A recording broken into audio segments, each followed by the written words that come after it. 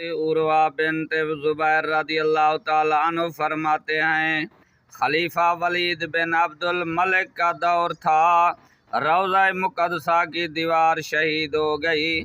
जब दोबारा उसकी तामीर 87 सन हिजरी में शुरू हुई तो बुनियादें खोदी जा रही थीं कि अचानक घुटने तक एक कदम मुबारक ज़हर हुआ तो सब लोग घबरा गए और लोगों का ख्याल हुआ कि ये शायद नबी करीम सल्लल्लाहु अलैहि वसल्लम का कदम मुबारक है।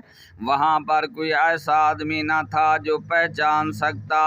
तो हज़रत उर्वा बिन्त ज़ुबैर रदी अल्लाह ताला अन्हु ने कहा, इस कदम को नबी अकरम सल्लल्लाहु अलैहि वसल्लम का कदम ख्याल करने वालों, खुदा की कसम ये हुजूर सल्लल्लाहु अलैहि वसल्लम का कदम मुबारक नहीं बल्कि ये हज़रत उमर रदी अल्लाह ताला अन्हु का कदम मुबारक है।